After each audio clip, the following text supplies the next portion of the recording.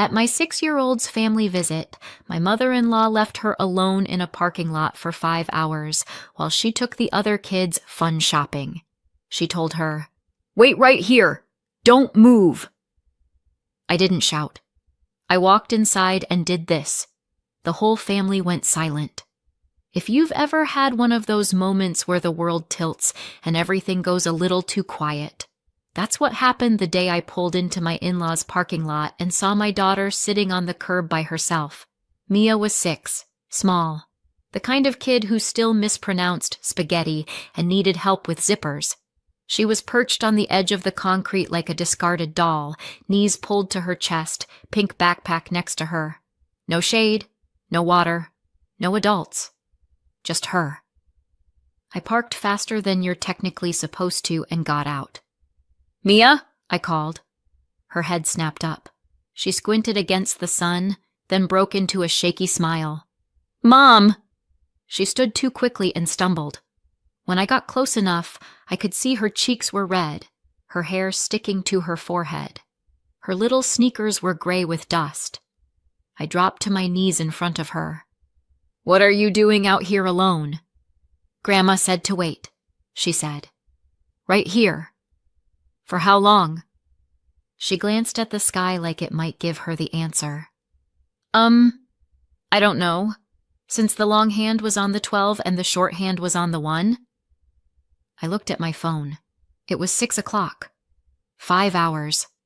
Something hot and ugly rose in my chest. "Have you been out here this whole time?" I asked, trying to keep my voice level and failing a little. She nodded. "I wanted to go inside, but Grandma said, 'Wait right here. Don't move. Your mom will come. We're going shopping.'" My brain processed that in pieces. Shopping. Other kids. I looked around the empty parking lot. No cars besides mine. "Did she lock you out?" I asked, already knowing the answer. "I tried the door," Mia said. "It was locked. So I just waited. I didn't want you to miss me." That sentence actually hurt. I pulled her into a hug. She was warm, too warm. Not sunstroke warm, thankfully, but we were not far off the line where urgent care becomes involved. "Did you have water?" I asked. "No." She shook her head.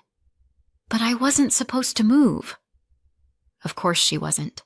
My kid takes instructions seriously, especially from adults she still thinks are safe. I took a breath through my nose and stood up. "Okay," I said. "We're going inside." I held her hand and walked to the front door. It was locked, but my in-laws are predictable, and the spare key was still under the world's most obvious fake rock. I let us in. The air conditioning hit us like a slap. Mia shivered. I squeezed her hand. Voices drifted from the kitchen. Laughter. The high, bright sound of other children. The clink of shopping bags. For a second, I froze. I hadn't seen their car in the driveway when I pulled in, which meant they must have come home through the back entrance. They'd walked straight into the house, past the kitchen, past the living room, without so much as checking whether Mia was still outside where they'd left her. They knew she was out there. They just didn't bother calling her in. That realization made my stomach twist. I followed the noise. There they were, my mother-in-law Diane, my father-in-law Ron, my husband's sister Valerie, and her 2 kids, Mason and Chloe. The counters were covered in shopping bags, clothes, toys, a new video game system. Mason was waving a plastic sword. Chloe had a bracelet on each wrist. Diane had a glass of iced tea. She looked very comfortable. I stepped into the doorway with Mia half behind me. The first person to notice us was Chloe. "Oh," she said. "She's back." Diane turned. "Well, there you are," she said. "We were wondering when you'd show up." "Were you?" I said. I kept my tone neutral. It came out slightly colder than neutral. Mia squeezed my hand. "We had so much fun," Valerie said, oblivious. "Took the kids to the mall, let them pick a toy, got ice cream, They were great. How nice, I said. Where was Mia for all that fun? Diane blinked. Outside. In the parking lot, I said. Yes, she said, like this was normal. I told her you'd be here any minute. No sense dragging her around stores when she's just going to whine and cling. She doesn't whine, I said. She's 6. She gets tired. You're too soft on her, Diane said, waving a hand. She needs to toughen up. I stared at her. She's been outside for 5 hours. Diane scoffed. It was not 5 hours. I held up my phone. I dropped her off at 1. It's 6. Ron shrugged. It's not like she was in danger. This is a safe neighborhood. By herself, I said. No bathroom, no water. She could have knocked, Valerie said. The door was locked, Mia whispered from behind me. They all looked at her as if they'd forgotten she had a mouth. I told you to wait right there, Diane said, frowning. If I say stay, you stay. It's not my fault your mother is late. I'm not late, I said. You told me to come around 6. Diane waved that away. Same thing. No, it wasn't. There is a special kind of rage that lives underneath a mother's skin. It's not loud. It's not wild. It's surgical. Precise. Cold. That's what woke up then. I'm taking Mia home, I said. Get her backpack. She hasn't had dinner, Diane said. You're overreacting. Mia's grip on my hand tightened. I could feel how much she wanted to disappear. We'll eat at home, I said. We're leaving. Diane put her glass down sharply. Absolutely not. We are having family dinner. We planned... You, I said quietly, left my 6-year-old alone in a parking lot for hours. She's fine, Ron said. Look at her. Nothing happened. There are adults who wouldn't leave their car unattended that long, I said. You left a child. Diane rolled her eyes. You're being dramatic. Valerie added, You always are. I didn't shout. I've learned that shouting gives people something to grab onto. Look how emotional she is. See? She's irrational. They stop talking about what they did and start talking about how you reacted. So I didn't shout. I let go of Mia's hand long enough to pull out my phone. I opened the family group chat, snapped a picture of my daughter's scuffed shoes and flushed cheeks, and typed, Just picked Mia up from your parking lot. She's been outside alone since 1 p.m. We won't be doing unsupervised visits again. Send. Diane's phone pinged on the counter. So did Valerie's, Ron's. They looked down, then up. The room went very, very quiet. This isn't over, Diane said. For once, I said. You're right. I picked up Mia's backpack, took her hand, and walked out. Nobody tried to stop us. That was the moment something shifted. Not just in me. Once my husband found out, in him too. I didn't know all of it yet, but I knew one thing. I was done pretending this was just how family is. On paper, my husband Lucas came from a close family. That's how he used to phrase it when we were dating. Close. The kind of close that meant weekly dinners, constant group texts, and a mother who always had an opinion ready before anyone asked for one. I thought I knew what that meant. I didn't. By the time we had Mia, now 6, I knew what intense meant in practice. It meant every conversation with his parents started with his sister Valerie, circled around Valerie, and ended with Valerie's kids, Mason and Chloe, who apparently could do no wrong in that household. My daughter was sweet, nice, no trouble, which in Diane's vocabulary translated to keep quiet and don't ask for anything.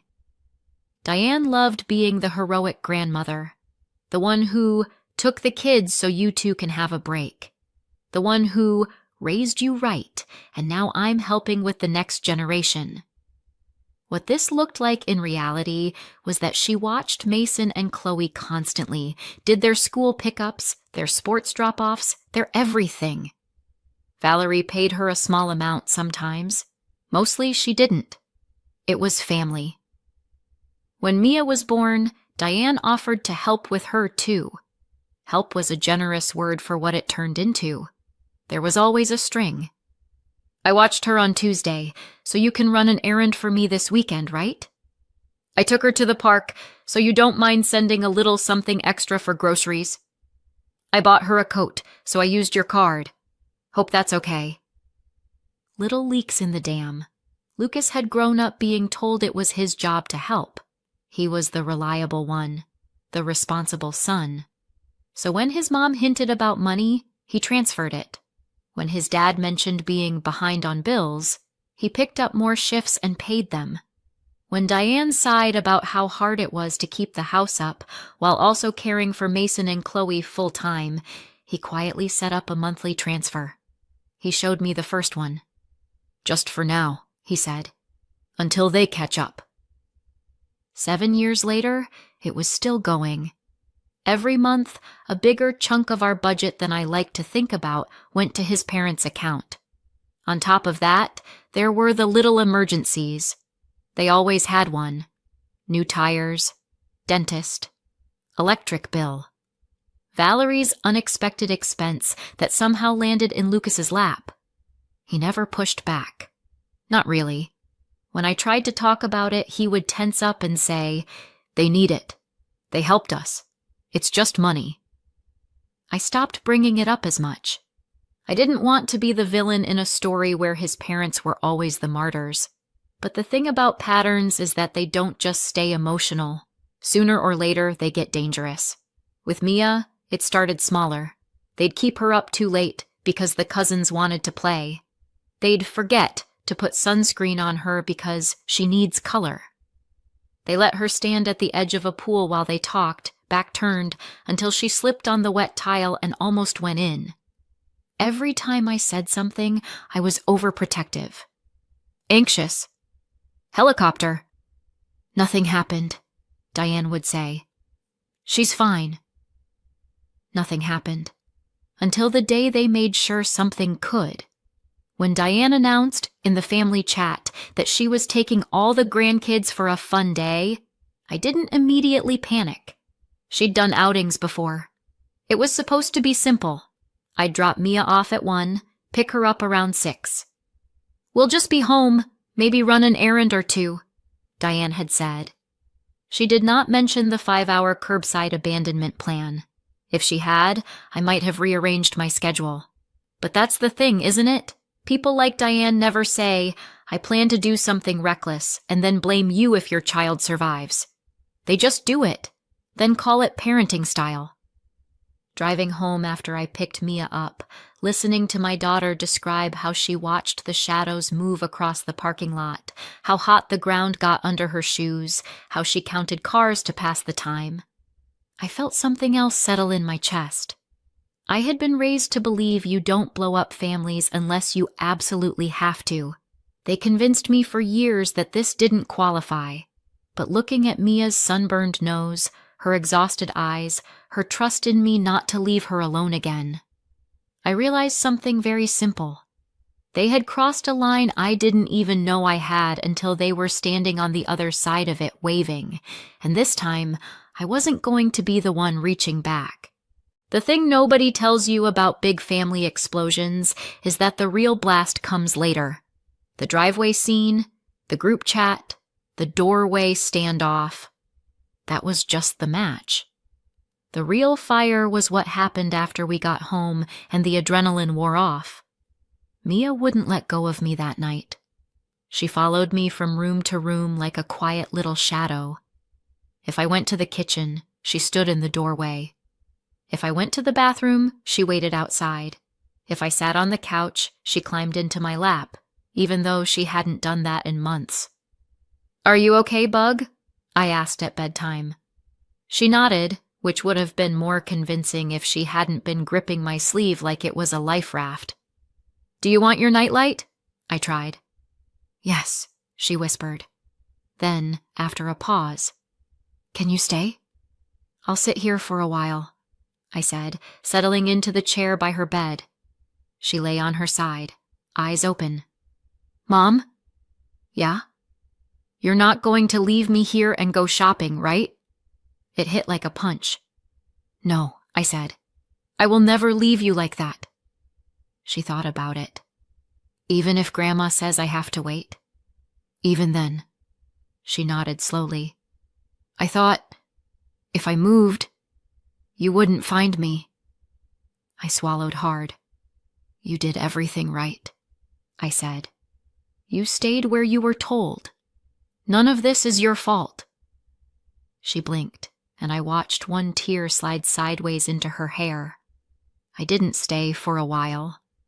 I stayed until she finally drifted off, and even then I sat there longer, listening to her breathing, wondering how long it would take before she didn't flinch every time a car slowed outside the house. I found Lucas in the living room, sitting on the edge of the coffee table with his elbows on his knees, staring at nothing. "How is she?" he asked. "She keeps asking if I'm coming back," I said. "To the room, the house, anywhere." She tracked me from the couch to the sink like I was a balloon she was afraid would float away. He closed his eyes. "I told her Grandma said, 'Don't move,' and she heard, 'Don't exist unless your mother can find you,'" I added. "That's not what Mom—" "Maybe not," I said. "But that's what happened." He didn't argue. We sat in silence for a moment. "You know," I said, "if we let this slide, we're not just telling your parents it was fine. We're telling Mia it wasn't a big deal." He rubbed his face with both hands. "I know." "She stood in a driveway for 5 hours because she trusted that if she moved, she'd get in trouble," I said. "I'm not willing to teach her that the people who did that get another chance." He looked over at me.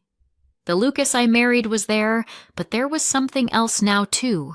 Something heavier, sharper. "I'm cutting them off," he said. I didn't say anything. I'd wanted this for a long time, but it had to be his line to draw. He stood, went to his desk, and opened his laptop. I watched as he logged into the bank account he'd grown up thinking was a moral obligation. $600 a month, he said, almost to himself. "That's what I've been sending them. For bills." He clicked. "Another $200 into the extra account Mom pulls from," he added. "For groceries with the grandkids." More clicks. "And then there's the emergency fund," he said. "The one that's mysteriously always empty." He opened another tab. The numbers popped up. Transfers to his parents every few weeks. $250, $300, $400.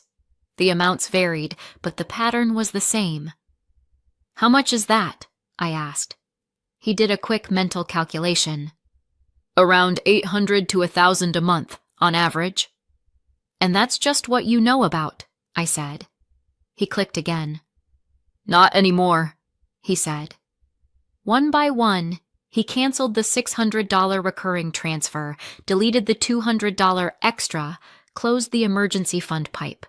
He removed their access to the card they'd borrowed and never returned. The confirmation messages popped up politely, as if he were unsubscribing from a newsletter. "That's it," he said, leaning back.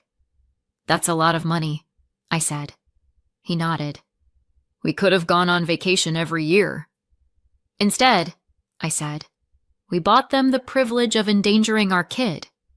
His mouth twisted. "Not anymore." "And contact?" I asked. He picked up his phone. "I'm not writing a speech," he said. "They don't listen to speeches." He opened the family thread and typed. "You left Mia alone outside for hours. There will be no more visits. Don't contact us again." He hit send. Put the phone face down on the table. "That's it?" I asked. "That's it," he said. It took 6 minutes for his parents to notice. The phone buzzed with incoming messages. "What is this call me now? You're overreacting. We did nothing wrong." Answer the phone. He didn't. I didn't. We sat in a strange, fragile silence while Mia slept in the other room. Then a new text popped up from his mother. If you want us to stay out of your lives, you will keep sending the money. If you cut that off and start telling your little parking lot story, we will tell everyone what really happened. It's your word against ours. You can't prove anything. I stared at it. There it was. Not even subtle. Wow, I said. They're not even pretending this isn't about money. Lucas read the message twice. His jaw tightened. They think we're scared to make this official, he said. Are we? I asked. He looked at me. No, he said. We're not. The next morning, while Mia sat curled on the couch watching cartoons without really watching them, Lucas looked at me and said, We're reporting it. We didn't need to discuss it. We just drove.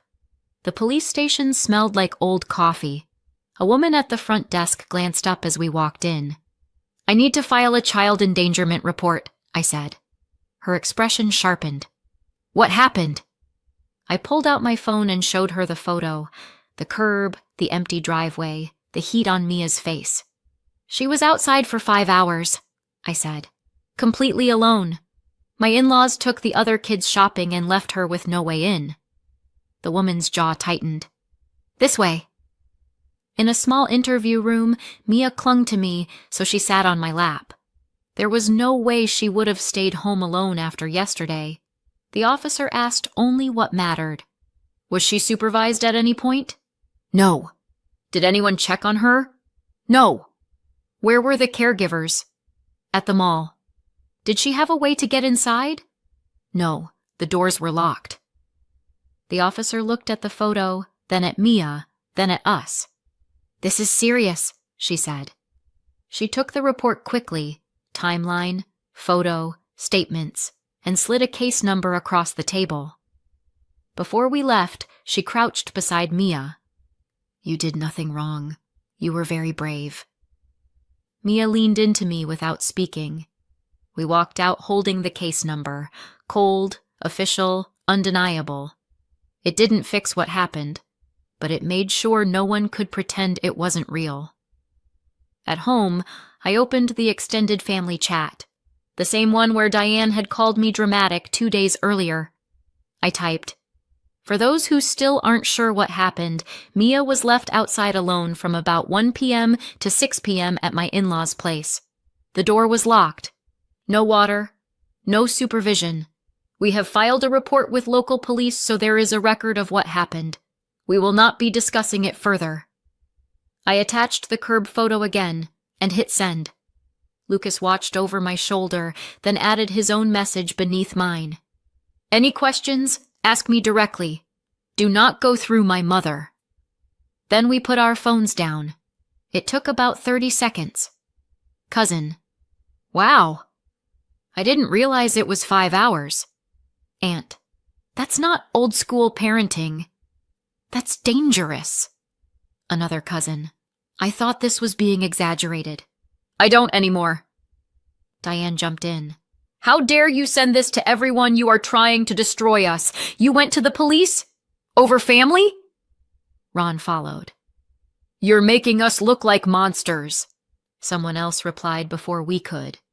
No one made you do that. You did that yourselves. I didn't recognize the name. Some second cousin who'd been quiet up to that point. Diane tried again. This is a lie. She was only outside at a little while Lucas responded. Mom, stop. We both know that's not true. She went quiet after that in the chat. She did not go quiet in real life. The doorbell rang that evening just as we were clearing the dinner dishes.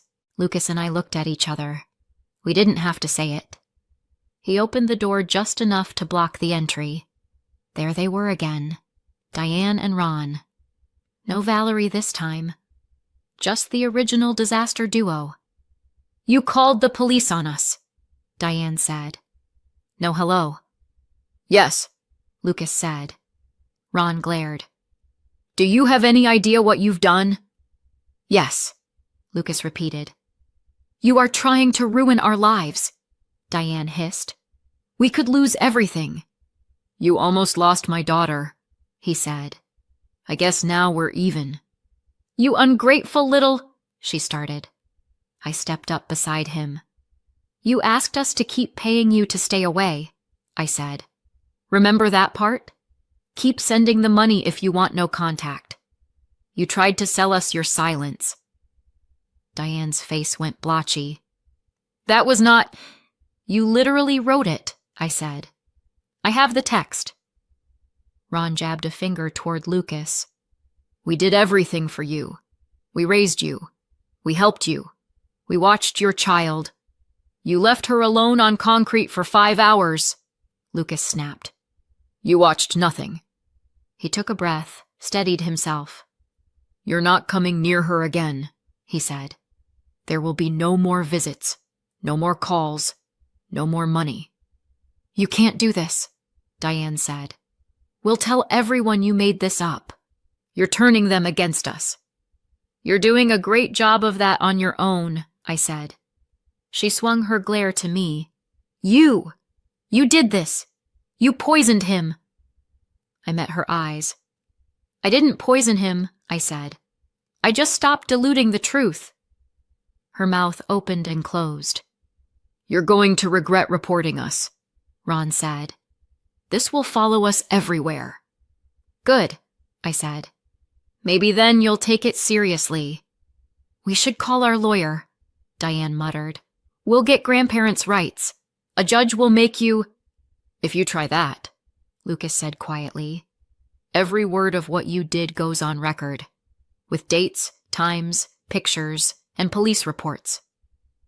They stared at him like he'd grown a spine in front of them, and they hadn't received a memo. "You think no one will believe us?" he asked. "Try us." For a moment, no one moved. Then Ron tugged Diane's arm. "We're not getting anywhere," he muttered. She yanked it back, but the fight was gone from her eyes. For the first time, she looked less outraged and more scared. Not for Mia, for herself. "You're choosing her over us," she said one more time, like repetition might make it less true. Lucas didn't hesitate. "I'm choosing my daughter," he said. "And myself." He closed the door. We waited. No pounding, no shouting. Just the muffled sound of their voices retreating down the walk and the car doors closing. I hadn't realized how loud they'd been in my head until they were gone.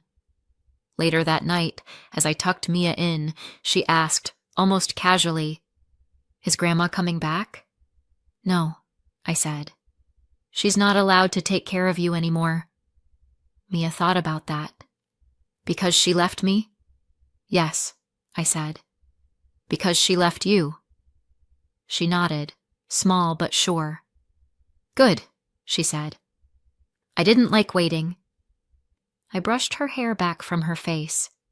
"You won't have to again," I said. She believed me. I decided to make sure I earned that. So that's where we ended up. They lost their money, their access, their version of the story. We lost the illusion that family meant what they said it did. Mia still asks sometimes if I'll come back when I run to the store. I always tell her yes, and then I do. Every time. That's how you fix what other people break. Not with speeches, but with follow-through. Lucas is lighter now. He laughs more. He doesn't flinch when his phone buzzes, because those numbers are blocked. As for Diane and Ron, they tell anyone who will listen that we went too far. Maybe we did. So, what do you think? Did we go too far or not far enough? Let me know in the comments and subscribe for more.